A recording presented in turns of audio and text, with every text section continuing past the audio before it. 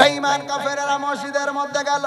বেঈমান কাফেরেরা তাদের যে মক্কার পার্লামেন্ট ছিল দারু মুদওয়া, এই দারু মুদওয়াতে যাওয়ার পরে তারা একটা মিটিং ডাকলো। মিটিং ডাকার পরে বেঈমান কাফেরেরা তারা বলল, এ ভাইয়েরা, এই মুহাম্মদ আমাদের ধর্মের বিরুদ্ধে কথা বলে, আমাদের ধর্ম ছাড়া তার নিজের ধর্ম পালন করে। এই মুহাম্মদকে কি করা যায় তোমরা পরামর্শ দাও। একে একে সবাই পরামর্শ দিল, সবাই পরামর্শ দেয়। আমার বন্ধুরা, সবাই যখন পরামর্শ দেয়, সবাই একে একে একটা একটা করে পরামর্শ দেয়। হঠাৎ করে দলের লিডার যে ছিল আবু জেহেল, এই আবু জেহেল ফট করে ডাক দিয়ে একটা কথা বলে, ও আমার ভাইয়েরা শোনো, এই মুহাম্মদকে তাকে ধর্ম, এই ইসলাম ধর্ম থেকে বাতিল করতে হলে, ইসলাম ধর্ম মিটাতে হলে চলো আমরা তার কাছে যাই। তার কাছে যাওয়ার পরে আমরা তাকে প্রস্তাব দিব, আমরা কিছু প্রস্তাব রাখবো। প্রস্তাব রাখার পরে তাকে আমরা ইসলাম থেকে উৎখাত করে ফেলব।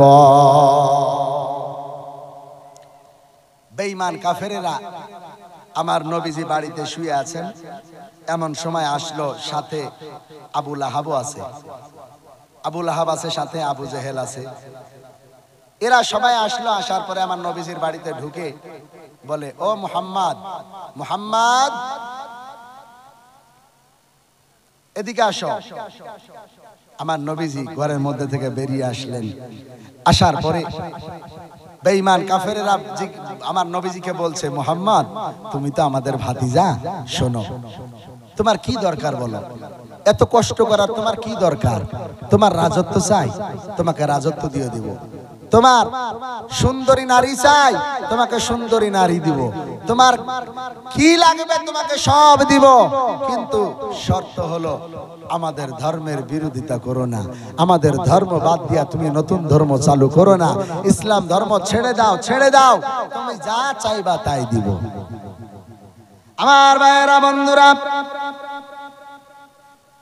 বিশ্বনবী জনাবে মুহাম্মদুর রাসূলুল্লাহ সাল্লাল্লাহু আলাইহি ওয়াসাল্লাম যখন এই কথা শুনলেন, শোনার পরে বললেন, ও চাচারা, শুধু টাকা পয়সা কেন, নারী কেন, গাড়ি কেন, বাড়ি কেন, রাজত্ব কেন? আপনি যদি আমার ডান হাতে সূর্য এনে দেন আর বাম হাতে আকাশের চাঁদখানা এনে দেন, আমি মুহাম্মদ কালেমার দাওয়াত ছাড়ব না। যা দিবেন দেন, আমি কালেমার দাওয়াত ছাড়ব না। এই কথা শোনার পরে বেঈমান কাফেরেরা বিশাল রাগা রেগে গেল। এত রাগা রেগে গেছে, এত রাগা রেগে গেছে, আহারে এমন রাগা রাগছি কিতাবের মধ্যে পাওয়া যায়। বেঈমান কাফেরেরা আবার চলে গেল ওই মক্কার পার্লামেন্ট দারু মুদওয়ায়। দারু মুদওয়াতে যাওয়ার পরে তারা আবার মিটিং করলো। আবু জেহেল বলছে, ভাইয়েরা কিচ্ছু করা যাবে না, ডাইরেক্ট একটা অ্যাকশন নিতে হবে। অ্যাকশনটা কি? আবু জেহেল বলে, মুহাম্মদ আমাদের যতই ভাতিজা লাগুক, আমরা মুহাম্মদকে দুনিয়াতে বাঁচিয়ে রাখবো না। পড়েন নাউজুবিল্লাহ। মুহাম্মদকে মেরে ফেলতে হবে, দুনিয়া থেকে বিদায় করে দিতে হবে। আমাদের প্রস্তাব যখন মানলো না, তাহলে চলো আমরা যাই, আমরা গিয়ে তাকে একদম দুনিয়া থেকে বিদায় করে দিই। আমার ভাইয়েরা, বন্ধুরা, আমার বিশ্বনবী কোন লোভের মধ্যে পড়েন নাই। আমার বিশ্বনবী রাহমাতাল লিল আলামিন বেঈমানদের অফার গ্রহণ করেন নাই, অফার গ্রহণ করেন নাই। বেঈমান কাফেরেরা আমার নবীজিকে মারার জন্য নীল নকশা তৈরি করতে লাগলো। আমার নবীজিকে এবার দুনিয়া থেকে বিদায় করবে। বিদায় করার জন্য বেঈমান কাফেরেরা তারা পরামর্শ চালাইতে লাগলো। তারা বলল, চলো আমরা যাই, মুহাম্মদের বাড়িতে যাব। আমরা গভীর রাত্রে আমরা মুহাম্মদের বাড়িটাকে চলো আমরা ঘেরাও করব। কিতাবের মধ্যে পাওয়া যায় আমার বিশ্বনবীকে মারার জন্য বেঈমান কাফেরেরা ৬০০০ দলবল নিয়ে আমার মায়ার নবীজির বাড়িটাকে ঘেরাও করলো। কারণ আমার নবীজি আজকে রাত্রে দুনিয়া থেকে বিদায় করে দিবে। তাদের পরামর্শ হয়ে গেছে, তাদের মিটিং হয়ে গেছে, ফাইনাল কথা হয়ে গেছে। আমার বন্ধুরা, হযরতে মুহাম্মদুর রাসূলুল্লাহ সাল্লাল্লাহু তাআলা আলাইহি ওয়াসাল্লাম তিনি বাড়ির মধ্যে শুয়ে আছেন গভীর রাত্র। এমন সময় বেঈমানের দলেরা তারা ৬০০০ দলবল নিয়ে আমার নবীর বাড়িটাকে ঘেরাও করে ফেললো। আহারে নবীজিকে মারবে। আমার আল্লাহ দেখছেন কি দেখেন না? আমার আল্লাহ সব তাকায়া তাকায়া দেখতেছেন। আমার আল্লাহ তাআলা জিবরিল আমিনকে ডাক দিয়া বললেন, জিবরিল, জিবরিল যাও যাও, তাড়াতাড়ি যাও, আমার মায়ার নবীজিকে জাগায়া দাও, আমার মায়ার নবীজিকে একটু তুমি চেতন করে দাও। কারণ হলো ওই বেঈমানের দলের আমার মায়ার নবীজিকে মারবে, আমার কলিজার টুকরাকে মারবে, মারার জন্য বেঈমানের দলের এক জায়গায় হয়ে গেছে। যাও রে ও জিবরাইল যাও, আমার মায়ার নবীজিকে জাগায়া দাও আর বলে দাও আজকেই যেন আমার মায়ার নবীজি মক্কা ছেড়ে মদিনায় চলে যায়, কারণ আমার মায়ার নবীজিকে না হলে তারা মারবে। আমার মায়েরা বন্ধুরা, আমার বিশ্ব নবী রাহমাতুল লিল আলামিন ঘরের মধ্যে শুয়ে আছেন। জিবরিল আমিন চলে আসলেন, আসসালামু আলাইকা ইয়া রাসূলুল্লাহ ইয়া হাবিবাল্লাহ। হুজুর গো, যখনই সালাম দিয়েছেন আমার মায়ার নবীজি ঘুম থেকে উঠে গেছেন। আমার মায়ার নবীজি ঘুম থেকে উঠে যাওয়ার পরে বিশ্ব নবী রাহমাতুল লিল আলামিন দেখে জিবরিল আমিন। জিবরিল আমিন বলতেছেন, নবীজি গো, খবর খারাপ আছে। নবীজি বলেন, কিসের খবর খারাপ? আমার নবীজিকে বলে, নবীজি গো, আর হয়তো আপনাকে মক্কার জমিনে থাকা যাবে না, আপনাকে আজকে আল্লাহ আদেশ করেছে মক্কা ছেড়ে মদিনায় যেতে বলেছে। আমার নবীজির মনটা খারাপ হয়ে গেল। আহারে, এই মক্কাতে আমার জন্ম, এই মক্কাতে কত মায়া আমার জড়িয়ে আছে, এই মক্কাতে আমি থাকতে পারবো না, আমাকে মক্কা ছেড়ে চলে যেতে হবে। আমার নবীজির মন মানে না। আমার ভাইয়েরা বন্ধুরা, বিশ্ব নবী রাহমাতুল লিল আলামিন তিনি একটু চিন্তিত হলেন। আমার ভাইয়েরা, জিবরিল আমিন বললেন, একটু ঘরের বাইরের দিকটা তাকায়া দেখেন, বাইরের দিকে বেঈমানের দলের আপনার বাড়িটাকে ঘেরাও করেছে, বেঈমানের দলের আপনাকে মারবে, আপনাকে আর থাকতে দিবে না। মুসলমান ভাইয়েরা, বিশ্ব নবী রাহমাতুল লিল আলামিন এইবারে বাড়ির পর্দাটা একটু সরাইয়া দেখে, রাত্রি বেলায় সত্যি তো অনেক অনেক মানুষ তারা তরবারি নিয়ে আসে, তারা বল্লম নিয়ে আসে, মুহাম্মদ সাল্লাল্লাহু আলাইহি সাল্লামকে মারবে। মুহাম্মদ সাল্লাল্লাহু আলাইহি সাল্লাম তাদের হাতে তরবারি দেখে, আর তাদের হাতে একটু ওই যে বল্লম ছিল, বল্লমগুলা দেখার পরে আমার মায়ার নবীজি বড় টেনশনে পড়ে গেছে, আমার মায়ার নবীজি বড় ভয় পেয়ে গেছে। আমার আল্লাহ তাআলা জিবরিল আমিনকে ডাক দিলেন, বললেন, জিবরিল, আমার নবীজিকে টেনশন করতে মানা করো, টেনশন করতে নিষেধ করো, কারণ হলো আমি আল্লাহ আমার হাবিবের জন্য আজকে মক্কা ছেড়ে মদিনায় যাওয়ার জন্য আমি আল্লাহ তাআলা কিছু মন্ত্র বানিয়ে রেখেছি। মন্ত্র, আমার এই মন্ত্রগুলো আমার হাবিবকে দিয়ে দাও, আর আমার হাবিব মন্ত্রগুলো তেলাওয়াত করবে, নিরাপদে মক্কা থেকে মদিনায় চলে যাবে। বলেন সুবহানাল্লাহ। আমার আল্লাহ তাআলা জিবরিল আমিনকে বললেন, ও জিবরিল, তুমি আসো আমার কাছে। আমার আল্লাহ তাআলা জিবরিল আমিনকে ডেকে কিছু মন্ত্র দিয়ে দিলেন। মন্ত্র, এই মন্ত্রগুলা জিবরিল আমিন আল্লাহর রাসূলের কাছে আনলেন। আনার পরে বলতেছেন, বিশ্বনবী, আপনার জন্য মন্ত্র আমি নিয়ে চলে এসেছি, আর টেনশন নাই। কেন টেনশন নাই? ভালো করে শুনে নেন, টেনশন নাই কারণ হলো আল্লাহ যে মন্ত্রগুলা আপনারে দিয়েছে, মন্ত্রগুলা আমি তেলাওয়াত করব, আমার সাথে সাথে আপনিও তেলাওয়াত করবেন। হাতে এক মুষ্টি ধুলা নেবেন, ধুলা নেওয়ার পরে বেঈমানদের দিকে ছড়ায়া দিবেন। আমার আল্লাহ তাআলা নিরাপদে আপনাকে মক্কা থেকে মদিনায় পৌঁছায়া দিবেন। আমার বন্ধুগণ, আমার বিশ্বনবী রাহমাতুল লিল আলামিন তিনি বললেন, কই দাও, মন্ত্র দাও। মন্ত্র দেওয়ার আগে আমার বিশ্ব নবীজি হযরতে আলী রাদিয়াল্লাহু তাআলা আনহুকে ডাক দিলেন, আলী, তুমি কোথায় আছো? বলে, হুজুর, আমি এদিকে আছি, তুমি একটু আমার কাছে আসো। আলী যখন কাছে চলে এসেছে, আমার বিশ্ব নবীজি আলীকে বলছে, আলী রে, আমি মক্কা নগরীর কত মানুষের সাথে চলাফেরা করলাম, কতজনের সঙ্গে আমার লেনদেন আছে, কিছু আমানত আছে, এই আমানতগুলা আমি তোমার হাতে দিয়ে গেলাম। আমানতগুলা নাও, আমানতগুলা নিয়া আগামী কাল কিংবা পরশু দিন তুমি আবার আমার কাছে চলে আসবা। বলেন সুবহানাল্লাহ। এ মুসলমান,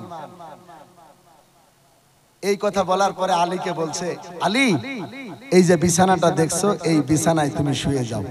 কারণ বেঈমান কাফেরেরা যখন ঢুকবে বাড়িতে আমি নবীজিকে খুঁজবে, পাবে না। আমি নবীজিকে, ওরা মনে করবে যে আমি ঠিকই আছি কিন্তু আমি থাকবো না, আলী তুমি শুয়ে যাও। আমার ভাইয়েরা, আলীও দেখতে পাচ্ছে বাইরে কত মস্তান দাঁড়িয়ে আছে, বাইরে কত বেঈমান কাফেরেরা দাঁড়িয়ে আছে। বেঈমান কাফেরেরা আমার নবীজিকে মারার জন্য তারা এখানে চলে আসছে। আলী দেখার পরে কোনো টেনশন করে না, কারণ ওই যে নবীজি বললেন, ও আলী তুমি এখানে থাকো, কেননা আগামী কাল কিংবা পরশুদিন মানুষের দ্বারে দ্বারে গিয়ে আমানতগুলো পৌঁছে দেওয়া লাগবে। কত বড় নবীর কথার উপরে বিশ্বাস দেখেন আলীর।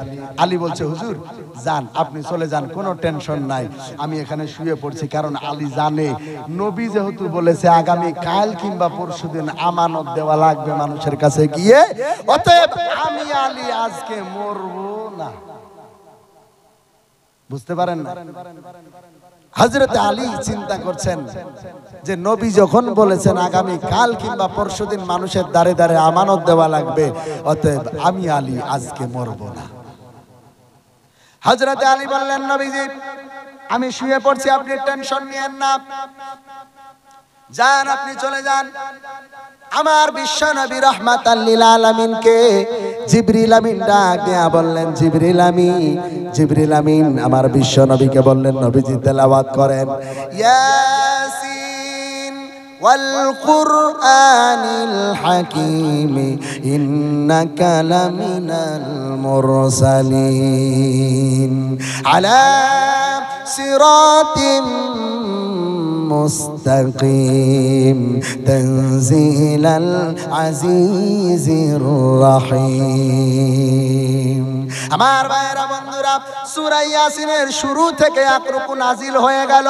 জিবরিল আমিন এক রুকু সূরা ইয়াসিন তেলাওয়াত করালেন আমার নবীজিকে।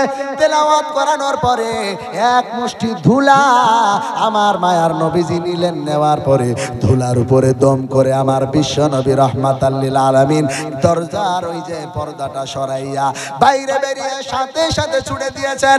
আমার ভাইরা বন্ধুরা, বেঈমান কাফেররা ছিল দূরে, কিন্তু ওই ধুলাগুলাকে আল্লাহ এমন পাওয়ার দিল, এমন পাওয়ার দিল, আমার বিশ্ব নবী জনাবে মুহাম্মাদুর রাসূলুল্লাহ সাল্লাল্লাহু তাআলা আলাইহি ওয়াসাল্লাম ধুলাগুলো ছুঁড়েছেন। আর দুনিয়ার কোন সাধারণ মানুষ ছুঁড়েন নাই। এজন্য আমার আল্লাহ তাআলা ধুলার মধ্যেও ক্ষমতা দিয়ে দিয়েছিলেন। আল্লাহ তাআলা ধুলার মধ্যে এমন ক্ষমতা দিয়েছেন, নবীজি ওই জায়গা থেকে ছুঁড়ে মেরেছে।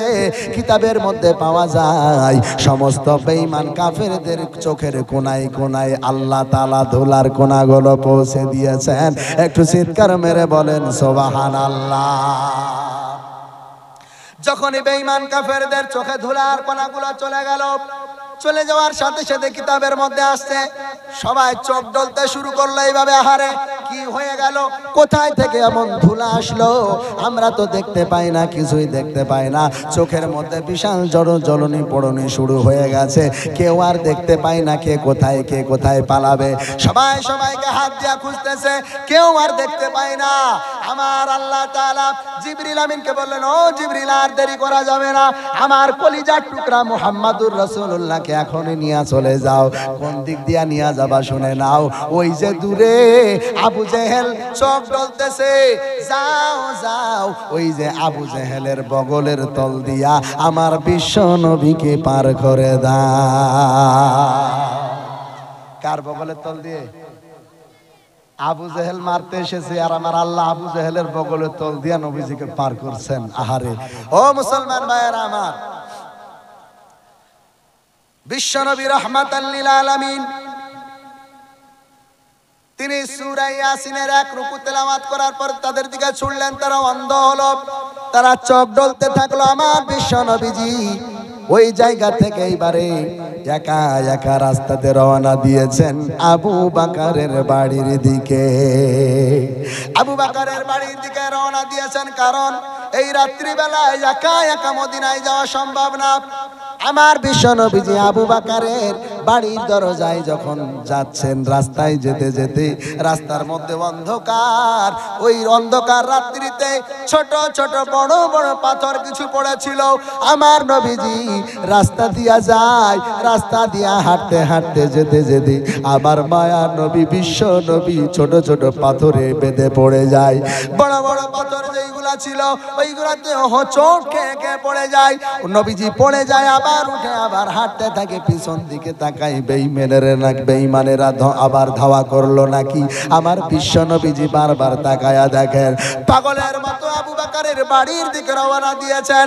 আমার বিশ্ব নবী আবু বকরের বাড়ির দরজায় যাওয়ার পরে ছোট্ট করে একটা ডাক দিয়েছে, আবু বকর, ও আবু বকর।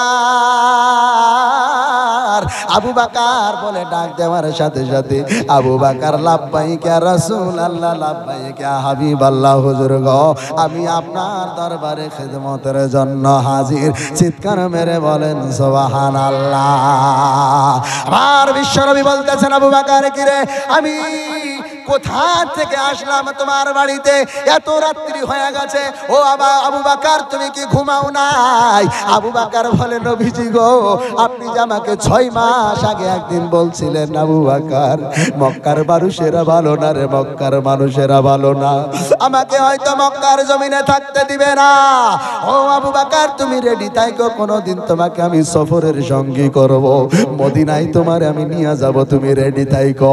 আমার বন্ধুগণ আবু বকর বলেন, ইয়া রাসূলুল্লাহ ইয়া হাবিবাল্লাহ, হুজুর গো আমি এই রকম ভাবে যেই দিন থেকে বলেছেন আজ 6 মাস পর্যন্ত সারা দুনিয়ার মানুষ রাত্রি যখন হয় সবাই বিছানা কম্বল কাঁথা নিয়ে ঘুমাইতে যায়, কিন্তু নবীজি গো আমি যখন রাত্রি হয় আমি আবু বকর একটা ব্যাগ নিই, ব্যাগের মধ্যে কিছু কাপড় থাকে, কিছু একটা থালা থাকে, কিছু খেজুর থাকে, কিছু খুচরা পয়সা থাকে গো নবীজি।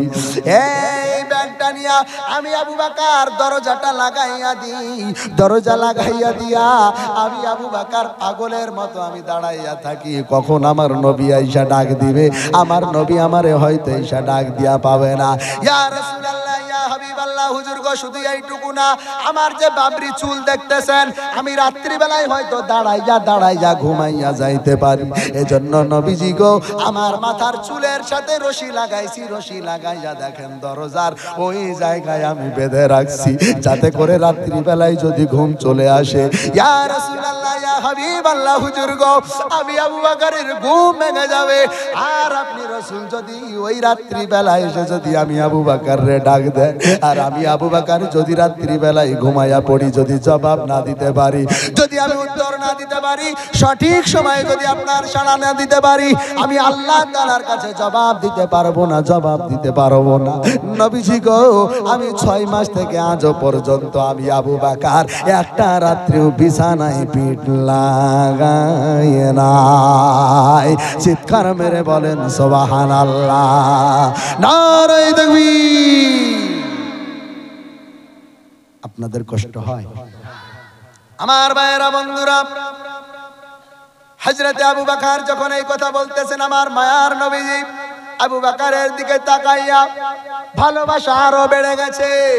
আমার মায়ার নবীজির চোখ দিয়া পানি টস টস টস টস করে পড়তেছে। আরে আবু বকর এত ভালোবাসো আমারে, তুমি এত ভালোবাসো, তুমি 6 মাস বিছানায় পিঠ লাগাও না। আবু বকর বলছেন, নবীজি গো শুধু এইটুকু না, আমার মেয়ে আসমা আছে, এই আসমা সেই দিন থেকে, যেই দিন থেকে আপনি আমাকে বলেছেন ওই দিন থেকে আপনার জন্য প্রতিদিন একটু একটু করে নাস্তা বানায়। সে চিন্তা করে কখন হয়তো নবী এসে ডাক দিবে আর হয়তো নাস্তা দিতে পারবো না, এই জন্য আমার মেয়ে আসমা প্রতিদিন নাস্তা বানায়। নাস্তা বানাইয়া আমার মেয়েও 6 মাস থেকে আজ পর্যন্ত সারা দুনিয়ার নারীরা ঘুমায়, আমার আসমা কোনোদিন ঘুমাইল না রে। আমার ভাইয়েরা বন্ধুরা, আমার নবীজির সাহাবী আবু বকর বলতেছেন, ইয়া রাসূলুল্লাহ, ইয়া হাবিবাল্লাহ, হুজুর গো, শুধু এইটুকু না, শুধু এইটুকু না, আপনার সফরের জন্য আমি দুইটা উট কিনে রাখছি গো নবীজি। তাকায়া দেখেন ওই যে দূরে উট দুইটা বসে আছে, তারাও অপেক্ষায় চেয়ে থাকে, জীবনে রাত্রে ঘুমায় না, তারা কান্না করতে করতে দেখেন তাদের চোখ ভিজে গেছে। ইয়া রাসূলুল্লাহ, ইয়া হাবিবাল্লাহ, হুজুর গো, তারা কান্না করতেছে কখন নবী আসবে আর নবীজিকে মদিনায় নিয়ে যাব। বেঈমান কাফেরেরা নবীজিকে থাকতে দেয় না, থাকতে দেয় না। আমার মুসলমান ভাইয়েরা, হযরতে আবু বকর এই রকম কথা বলতেছেন। আমার মায়ের নবীজি সব দেখলেন, দেখার পরে আমার নবীজির চোখ দিয়ে পানি পড়তেছে, নবীজি আবেগ আপ্লুত হয়ে কান্না করতেছেন আর বলতেছেন, আবু বকর রে, চলো চলো, এখন তো গল্প করার সময় না, চলো চলো আমরা চলে যাই, কারণ বেঈমানের দলেরা পিছনে ধাওয়া করেছে আমাকে মারার জন্য, আর বাড়িটাকে ঘেরাও করে ফেলেছে। এই আবু বকর, চলো চলো, আর থাকা যাবে না। আবু বকর রে নিয়ে মদিনার পথে রওনা দিয়ে দিয়েছে, সাথে কিছু নাস্তা আছে, একটা ব্যাগ আছে, আর ওই যে উট আছে, উটটা নিয়ে আমার বিশ্ব নবী রাহমাতাল লিল আলামিন রওনা দিয়েছেন। রে মুসলমান ভাইয়েরা, বিশ্ব নবী রাহমাতাল লিল আলামিন চলে যান। যেতে যেতে যেতে আমার নবীজি হাঁটতে হাঁটতে যেতে যেতে আমার নবীজির যখন পা লেগে গেছে, নবীজির যখন মাজা লেগে গেছে, আমার নবীজি যখন হাঁপিয়ে গেছে, ক্লান্ত হয়ে গেছে, নাহারে বেঈমানরা ওই দিক থেকে তেড়েছে, আমার নবীজি দৌড় মেরে পালিয়ে এসেছে। আমার নবীজিকে থাকতে দেয় না, আমার নবীজিকে থাকতে দেয় না বেঈমানের দলেরা। আমার বিশ্ব নবী আবু বকর রে নিয়ে হাঁটতে হাঁটতে যখন হাঁপিয়ে গেছেন, আর চলতে পারে না, আমার নবীজি আবু বকর রে বলে, আবু বকর, একটা আরাম করার জায়গা খুঁজো, যেখানে একটু আরাম করতে পারবো। আবু বকর বলে, হুজুর গো, আপনার একটু আরামের দরকার আছে, চলেন একটু আরামের জায়গার ব্যবস্থা করা যাক।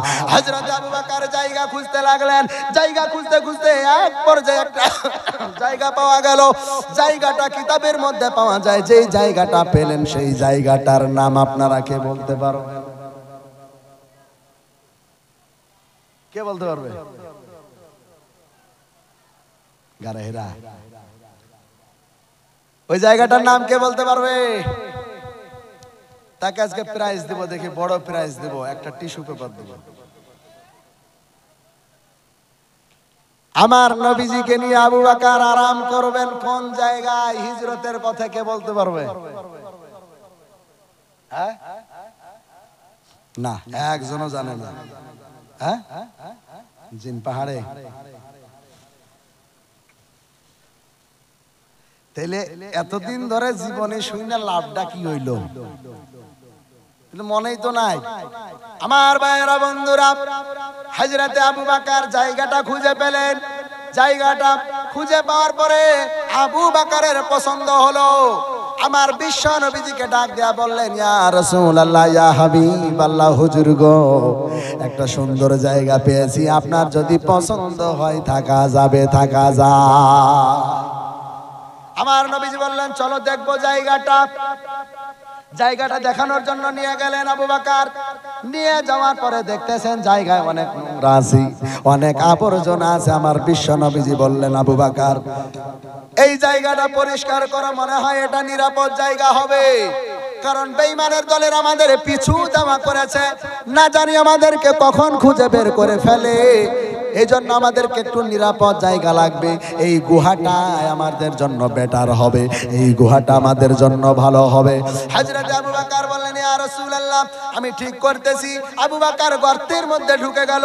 গর্তের মধ্যে ঢুকে যাওয়ার পর হযরত আবু বকর গর্তটাকে পরিষ্কার করলেন, গুহাটাকে পরিষ্কার করলেন। কিতাবের মধ্যে পাওয়া যায় ওই গর্তটার নাম ছিল গারে সওর। জোরে বলেন, কি ছিল? সামনে বছর যদি কেউ জিজ্ঞাসা করে তাহলে বলবেন কি ছিল? গারে সওর। তাই বলে আবার চোর বলবেন না, গারে সওর, সওর সা ওয়া র, সওর, গারে সওর। আমার মুসলমান ভাইরা, এই গারে সওরের মধ্যে নোংরা আবর্জনা যত ছিল সব পরিষ্কার করে ফেললো। পরিষ্কার করার পরে হযরতে আবু বকর একটু ভালো করে তাকিয়ে দেখছেন উপরে নিচে ডানে বামে অনেকগুলা ছোট ছোট গর্ত। হযরত আবু বকর টেনশনে পড়ে গেলেন, আহারে এই গর্তের মধ্যে যদি আমার বিশ্ব নবী রাহমাতাল লিল আলামিনকে রাখা হয়, আর যদি এই ছোট ছোট গর্তের মধ্যে থেকে যদি সাপ বিচ্ছু বেরিয়ে আমার নবীজিকে যদি দংশন করে, আমি জবাব দিতে পারবো না। না না না, ব্যাগের মধ্যে একখানা চাদর ছিল, চাদরখানাকে এইরকম ভাবে বের করে ছোট ছোট করে দাঁত দিয়ে টুকরা টুকরা করে চাদরগুলাকে প্রত্যেকটা গর্তে গর্তে গর্তের মুখে মুখে লাগিয়ে দেয়, যাতে করে কোনো সাপ বিচ্ছু থাকলে যাতে বেরাইতে না পারে। আমার ভাইয়েরা বন্ধুরা, বিশ্বনবী রাহমাতাল লিল আলামিন বাইরে অপেক্ষা করতেছেন, আবু বকর এইরকম ভাবে রেডি করতেছে গুহাটা, সমস্ত গর্ত বন্ধ হয়ে গেল। এইবারে আবু বকর বলতেছেন, ইয়া রাসূলুল্লাহ, ইয়া হাবিবাল্লাহ, হুজুর গো, আমি আপনার জন্য গুহা রেডি করে ফেলেছি, জায়গা রেডি করে ফেলেছি, আপনি তাড়াতাড়ি গুহার মধ্যে চলে আসেন। আমার ভাইয়েরা, আমার বিশ্বনবীজি যখন চলে আসলেন ওই গুহার মধ্যে, হযরত আবু বকর দেখতেছেন সব গর্ত বন্ধ করেছে, কিন্তু আমার পায়ের সামনে একটা গর্ত যেটা বন্ধ করা হয় নাই। হযরত আবু বকর চিন্তায় পড়ে গেলেন, আহারে ব্যাগ খুঁজে দেখলেন আর তো কাপড় নাই, কি দিয়া বন্ধ করা যায়? আবু বকর আমার বিশ্বনবীজিকে বললেন, নবীজি গো, আপনি একটু পাটা শার্ট করে মাজাটা শার্ট করে একটু গর্তের মধ্যে শুয়ে যান, আমি আবু বকর পাটা শার্ট করে দিচ্ছি, আমার এই উরুর উপরে আপনার মাথাটা রাখবেন, রাখার পরে আমি আবু বকর আপনার মাথার চুলগুলো একটু নেড়ে দেব, আর আপনি বিশ্বনবী রাহমাতাল লিল আলামিন একটু আরামের ঘুম ঘুমাবেন, তারপরে আবার আমরা রওনা দিব মদিনার দিকে। আমার বিশ্বনবী বললেন, ঠিক আছে আবু বকর, তাই হলো।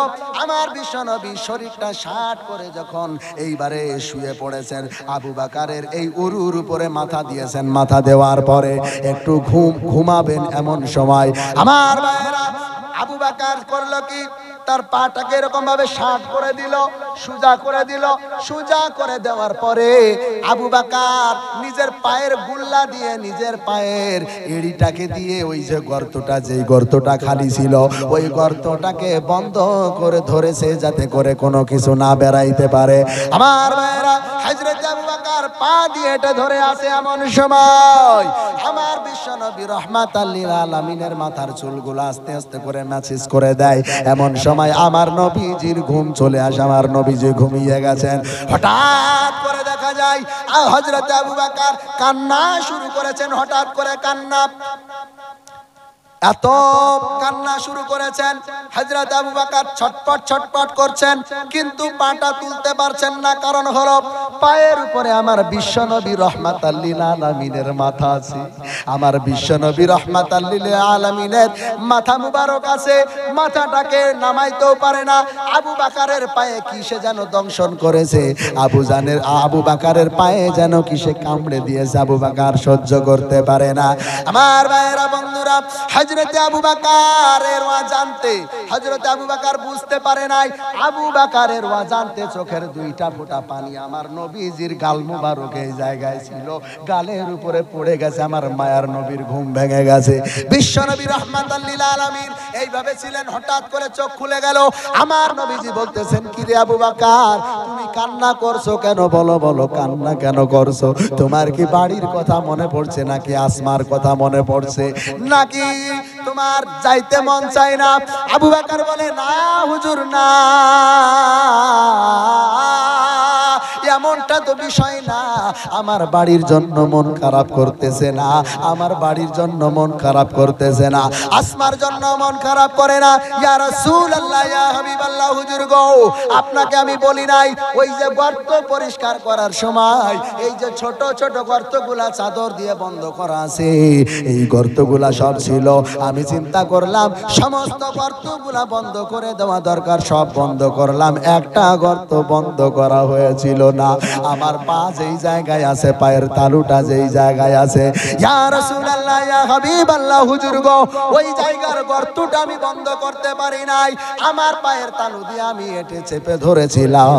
আল্লাহর কি খেলা, ওই গর্তের মধ্যে হয়তো কিছু ছিল, কিছু আছে, আমাকে হয়তো কামড়িয়েছে। বা আমার ভাইয়েরা, আমার বন্ধুরা, আল্লাহর কুদরতি খেলা, ওই গর্তের মধ্যে এমন একটা সাপ ছিল, এমন একটা সাপ ছিল, ওই সাপটা আবু বকরকে কামড়ে দিয়েছে, আবু বকরকে দংশন করে দিয়েছে। আবু বকরের চেহারা নীল নীল ভাব হয়ে যায়।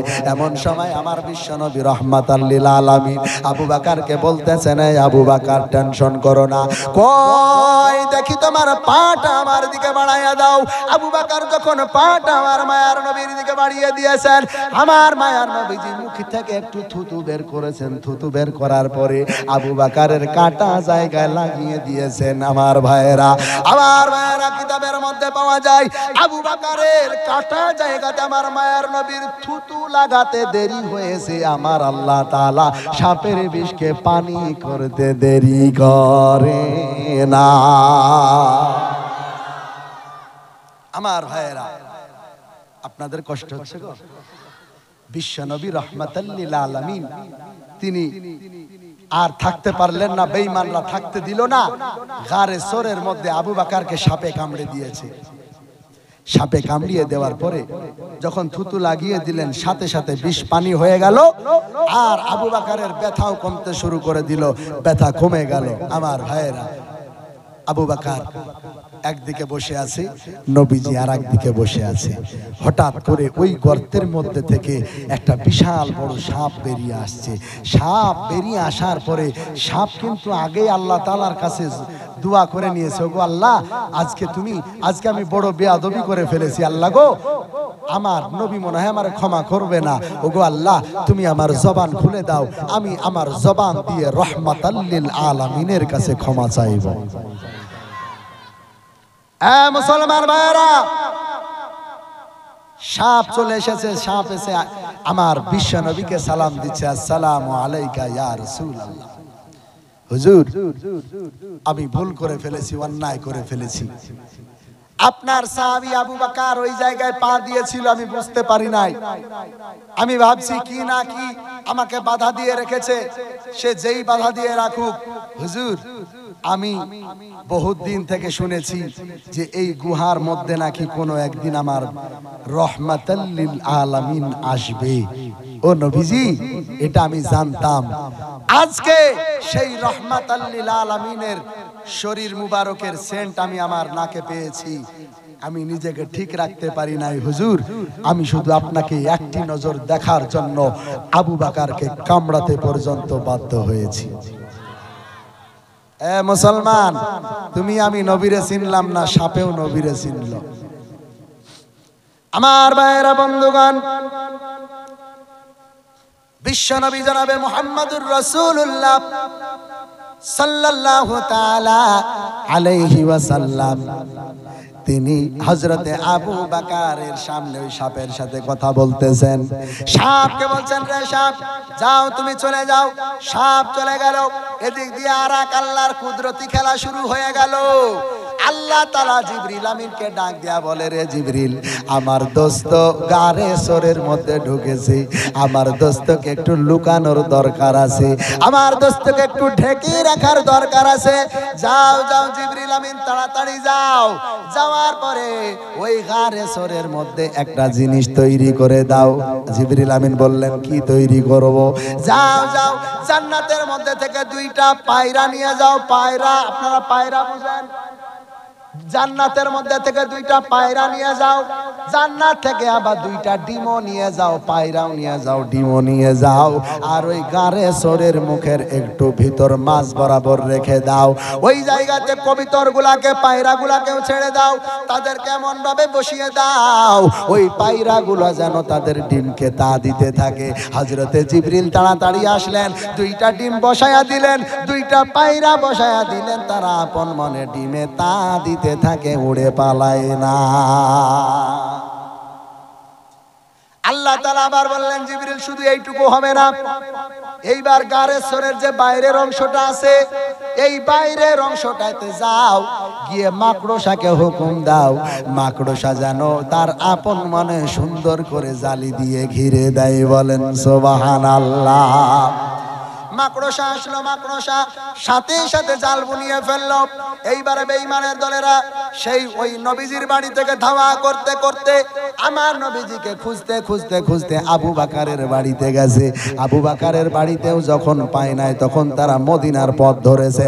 মদিনার পথ ধরার পরে ওই গারে সরের কাছে আসার পর বেঈমান কাফেররা তারা আমার নবীজিকে খোঁজার জন্য তারা ওই যে গারে সরের কাছে আসার পরে হঠাৎ করে তারা বলে একটু আশেপাশটা ভালো করে খুঁজে খুঁজে দেখো এখানে লুকিয়ে আছে নাকি।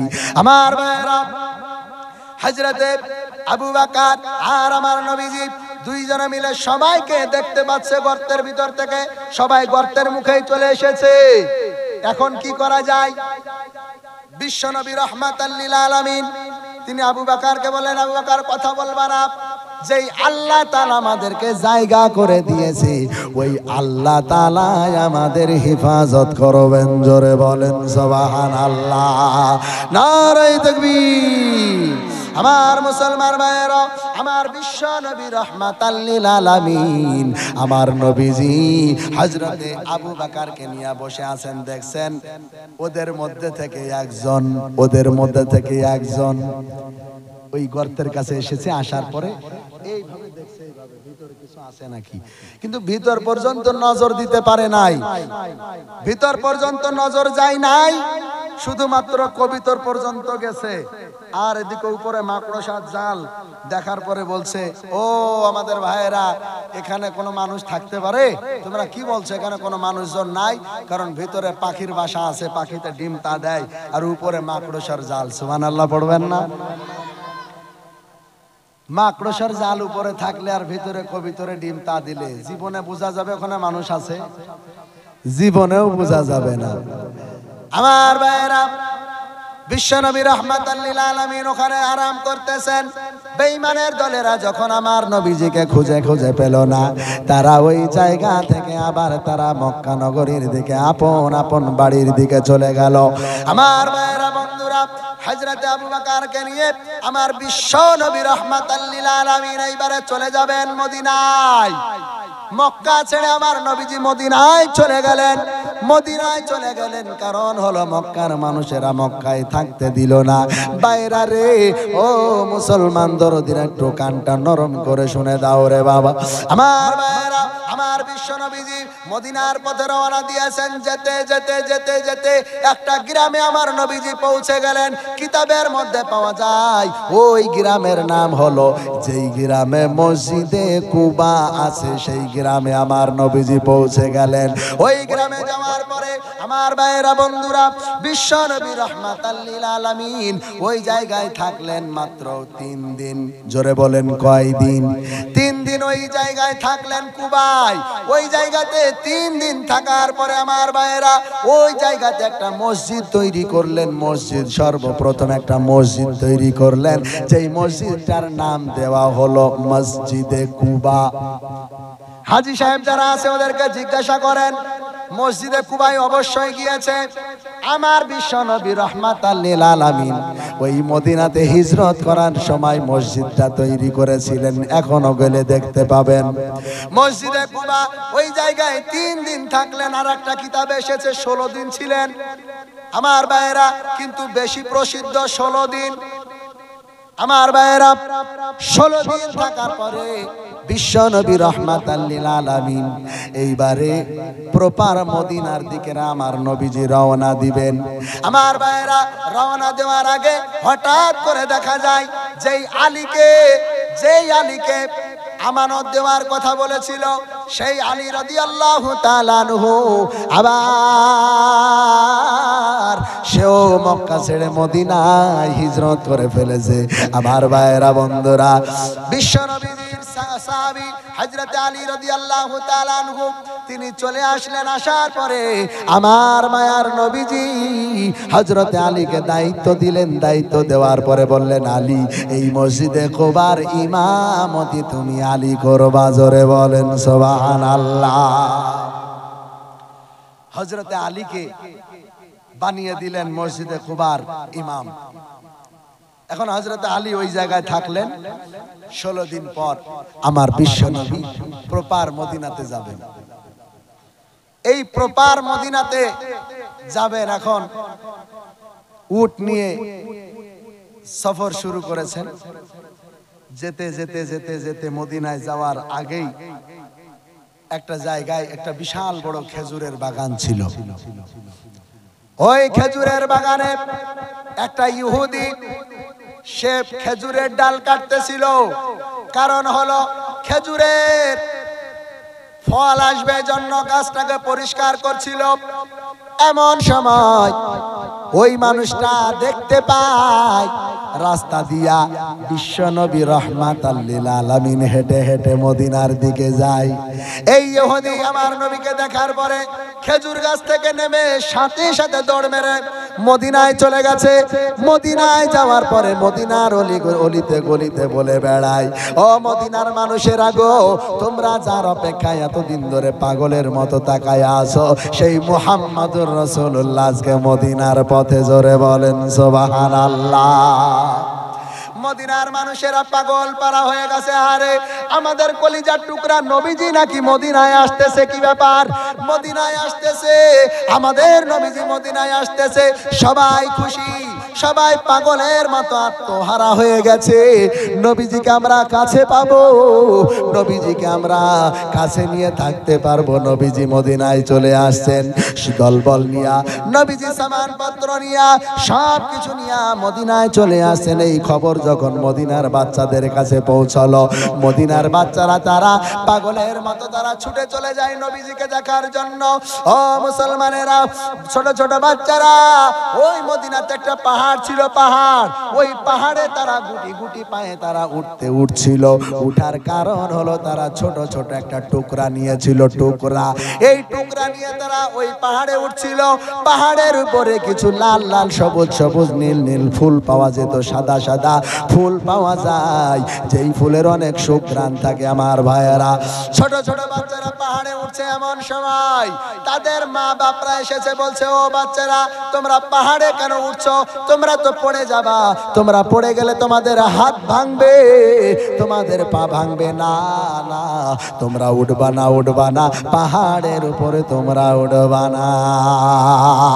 সেই দিন মদিনার বাচ্চারা বলেছিল, ও আমাদের আম্মা জানো, আমাদের আব্বা জান, আমাদের বিশ্ব নবী রাহমাতাল লিল আলামিন মক্কার জমিন ছেড়ে আজকে মদিনার জমিনে আসছে গো। মা জানো, আম্মা জানো, আব্বা জান, আমাদের কলিজার টুকরা মদিনায় আসছে। আমাদের কলিজার টুকরাকে ফুলের সংবর্ধনা দিব, এই জন্য আমরা এই পাহাড়ের উপরে উঠতেছি। আমাদের নবীজির শরীর মুবারক আমরা ফুল ছিটাবো, এই জন্য আমরা ফুল ছিটতে যাই। আমার ভাইয়েরা, ছোট বাচ্চাদেরকে যখন মায়েরা বলল, তোমরা যদি পড়ে যাও তাহলে কি হবে? ছোট বাচ্চারা সেই দিন তাদের মায়েদেরকে চিৎকার মেরে ডাক দিয়ে বলেছিল, ও মা গো, আমরা যদি রাসূলের সম্মান করতে গিয়া যদি আমরা পাহাড় থেকে পড়ে মারা যায়, আমাদের বিন্দু পরিমাণ দুঃখ হবে না। আমার ভাইয়েরা, বন্ধুগণ, মদিনার ছোট ছোট বাচ্চারা তারা বিশাল খুশি, কারণ নবীজি আসতেছেন। সবাই খুশি হয়ে গেছেন, কারণ নবীজি আসতেছে মক্কার জমিন ছেড়ে। আমার নবীজি মদিনায় আসতেছেন। আহারে, আমাদের কত খুশির কথা।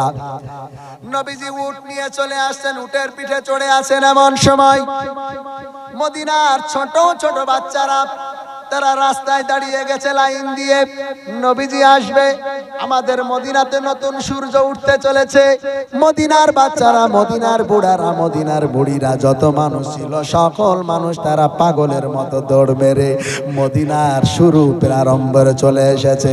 আমার বন্ধুগণ, আমার বিশ্ব নবী রাহমাতাল লিল আলামিন আরো কিছু সাহাবীদেরকে নিয়ে আমার বিশ্ব নবীজি উট নিয়া মদিনাতে পৌঁছায়া গেলেন। মদিনাতে যেই পৌঁছায়া গেছেন, পৌঁছে যাওয়ার পরে আমার বিশ্ব নবী রাহমাতাল লিল আলামিনকে মদিনার ছোট ছোট বাচ্চারা দৌড় মেরে গিয়ে আমার নবীজির কাছে পৌঁছে গেছেন।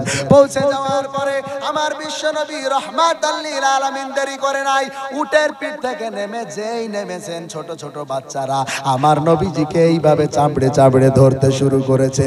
ধরার পরে আমার নবীজি সাথে সাথে বসে গেছেন। বসে যাওয়ার পরে আমার নবীজিকে ছোট ছোট বাচ্চারা গালে চুমু দেয়, কপালে চুমু দেয়, আমার নবীজিকে চুমু দেয় আর বলে, আহারে এত সুন্দর চেহারায় নাকি মক্কার মানুষেরা পাথর মেরেছে, তায়েফ নগরের মানুষেরা এত সুন্দর চেহারায় পাথর মেরেছে, কিভাবে তারা মারতে পারলো? এত সুন্দর চেহারা নবী গো, আপনাকে মক্কার মানুষেরা মারছে, কষ্ট দিয়েছে। আমরা মদিনার বাচ্চারা কথা দিলাম, আমরা যতদিন পর্যন্ত আপনি এই জায়গায় থাকবেন আমাদের কলিজা চিরে কলিজার মধ্যে জায়গা দিয়ে রাখবো।